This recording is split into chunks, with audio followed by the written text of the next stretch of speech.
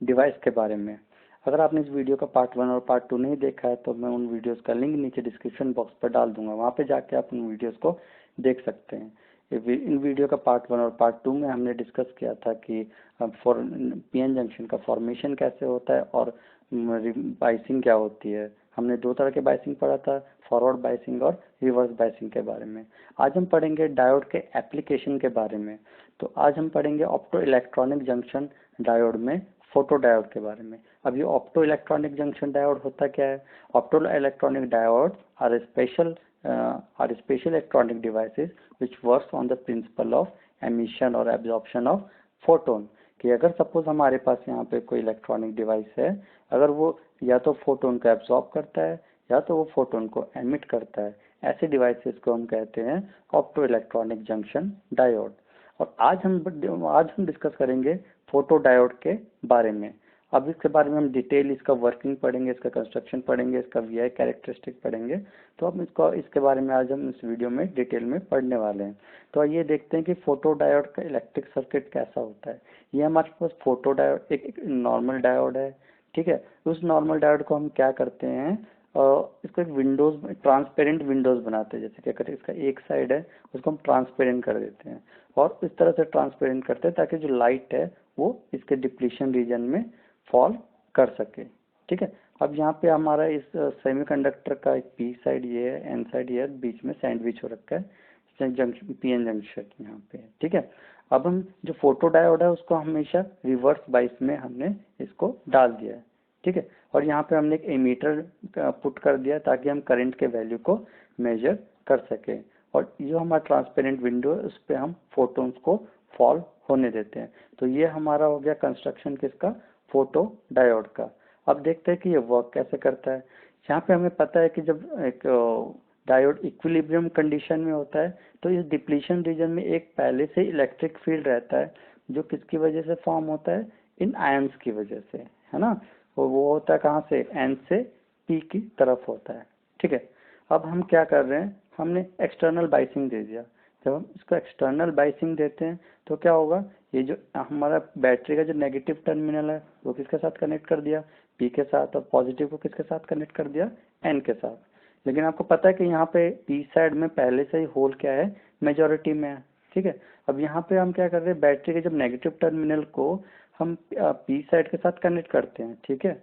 हम P side के साथ जब कनेक्ट करते हैं तो क्या होता है उस टाइम, यहाँ पे ढेर सारे होल्स का एक्यूमुलेशन हो जाता है, ठीक है। उसी तरह जब हम यहाँ पे इसको इस साइड को, एन साइड को पॉजिटिव टर्मिनल, बैटरी के पॉजिटिव टर्मिनल से कनेक्ट करते हैं तो क्या होता है, यहाँ पे पहले से इलेक्ट्रॉन था तो और भी ज़्यादा यहाँ पे इलेक्ट्रॉन बैटरी के पॉजिटिव टर्मिनल से इंजेक्ट होना शुरू होता है। तो इसकी वजह से क्या होगा, यहाँ पे ढेर सारे इलेक्ट्रॉन कलेक्ट हो जाएगा क्योंकि यहाँ पे पहले से मेजॉरिटी चार्ज कैरियर क्या थे, यहाँ पे इलेक्ट्रॉन था। और ऊपर से हमने बैटरी से भी क्या यहाँ पे दिया, इलेक्ट्रॉन्स दिए, ठीक है।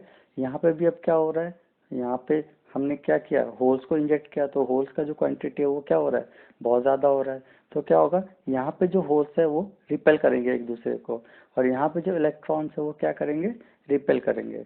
और इसकी वजह से यहाँ पे जो इलेक्ट्रिक फील्ड है वो एक को एड अप हो जाएगा क्योंकि ये जो हमारा इलेक्ट्रिक फील्ड है वो तो इक्विलिब्रियम कंडीशन की वजह से आता।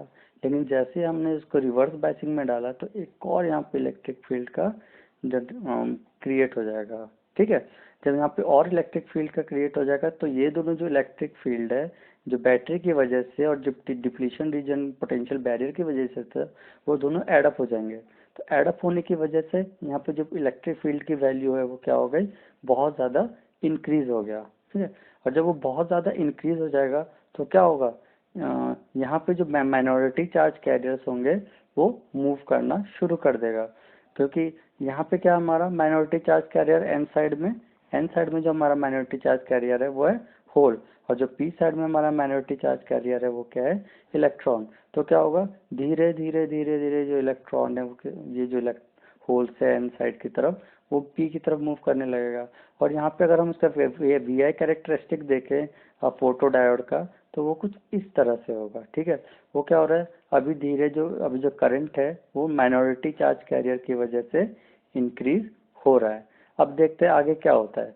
जैसे हम इस पे फोटोन्स को इंसिडेंट करवाते हैं, ठीक है, हमने क्या किया, इस जंक्शन पे डिप्लीशन रीजन पे फोटोन को इंसिडेंट करवाया, तो क्या होगा, यहाँ पे जब हमने इंसिडेंट इस तरह से करवाया कि जो इसका जो बैंड गैप है, एनर्जी बैंड गैप, सपोज हमारा जो मटेरियल है सेमीकंडक्टर का, वो है सिलिकॉन, ठीक है। अब ये सिलिकॉन का हमें पता है कि एनर्जी बैंड गैप कितना होता है, वो होता है 1.1 इलेक्ट्रॉन वोल्ट। उसी तरह जर्मेनियम का कितना होता है, वो होता है 0.3 इलेक्ट्रॉन वोल्ट, ठीक है।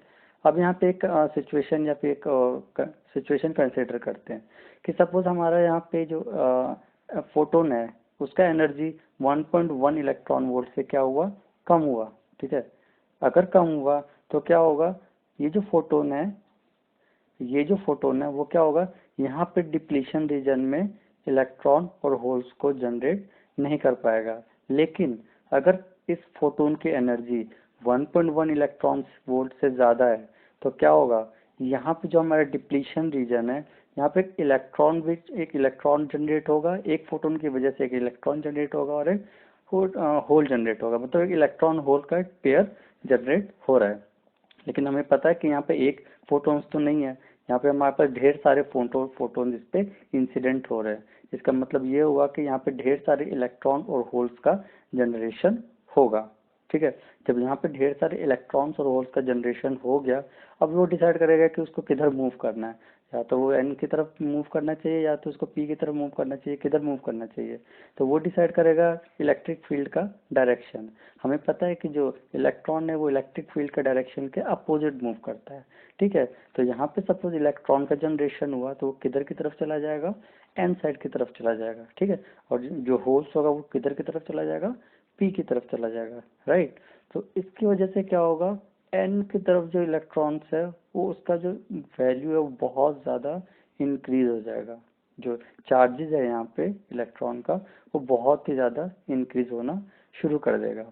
यहाँ पे भी होल्स के पी साइड में भी वही सिचुएशन होगा। होल्स जो होगा यहाँ पे पहले से यहाँ पे होल्स था, इलेक्ट्रॉन होल पेयर फॉर्मेशन के बाद जो होल्स है वो भी यहाँ पे मूव कर रहे हैं। तो यहाँ पे अचानक से जो चार्ज कैरियर का जो कॉन्सेंट्रेशन है दोनों साइड में, पी साइड और एन साइड में, वो क्या हो जा रहा है, इंक्रीज हो रहा है, ठीक है, इंक्रीज हो रहा है।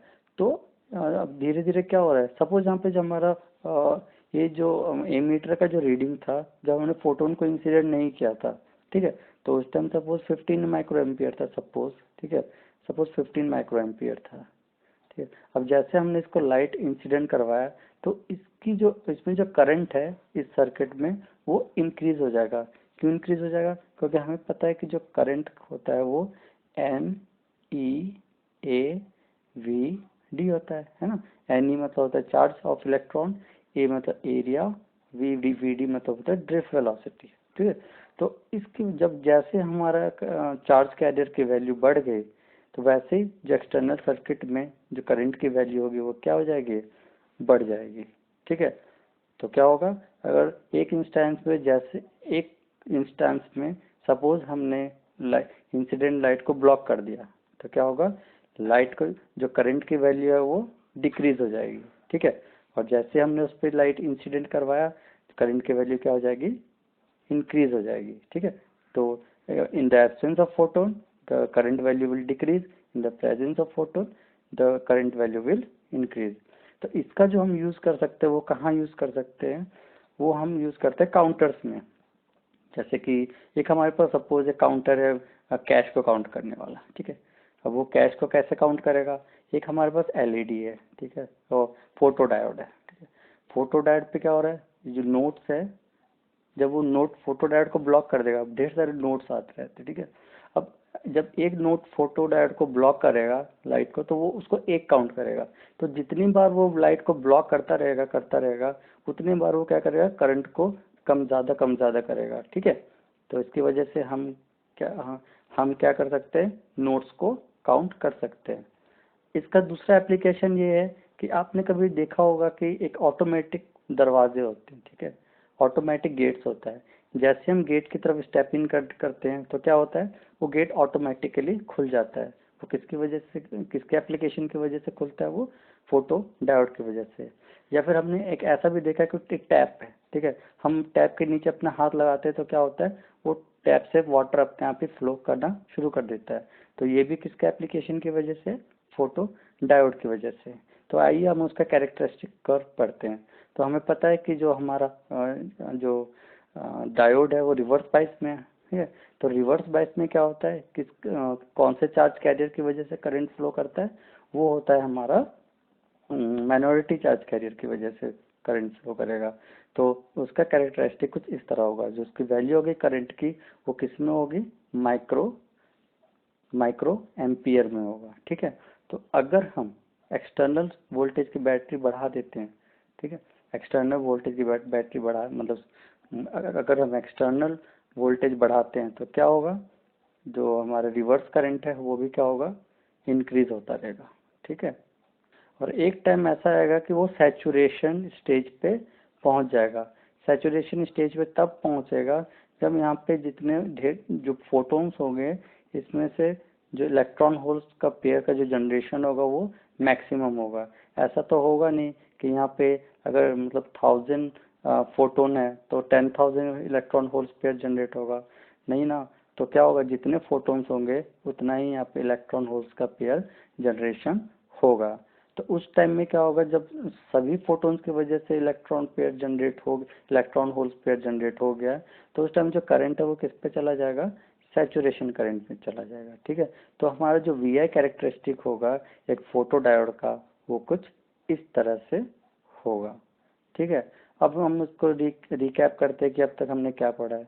कि photo diode is a special type PN junction diode fabricated with a transparent window to allow lights to fall on the diode. It is operated under reverse bias. यहाँ पे बहुत एक चीज इम्पोर्टेंट ध्यान देने वाली बात ये है कि वो हमेशा जो फोटो डायोड है उसको रिवर्स बायस में यूज करते हैं हम। When it is illuminated with light of photon energy greater than the energy gap of the semiconductor, electron hole pair are generated in near depletion region. कि जैसे हम कोई फोटोन को उसके डिप्लीशन रीजन में इंसिडेंट करवाते हैं, इस तरह से कि फोटोन का जो एनर्जी है वो सेमीकंडक्टर के बैंड गैप एनर्जी से ज़्यादा है, तो क्या होगा, एक इलेक्ट्रॉन होल पेयर का जनरेशन होगा, कहाँ पे, डिप्लीशन रीजन में। तो हम जो फोटो डायोड है उसका सिंबॉलिक रिप्रेजेंटेशन कुछ इस तरह से करते हैं। तो ये हमारा डायोड है, उस पर हमने लाइट को इंसिडेंट करवाया, तो ये हमारा क्या हो गया, इसका फोटो डायोड का सिंबल हो गया। तो आई होप आपको आज का ये वीडियो पसंद आया होगा। अगर आपको ये वीडियो पसंद आया होगा तो प्लीज़ आप अपने फ्रेंड्स के साथ इस वीडियो को शेयर करें और इस चैनल को सब्सक्राइब करें। तो आगे के वीडियो में हम फिर से मिलते हैं। तब तक के लिए thank you and have a nice day. Bye.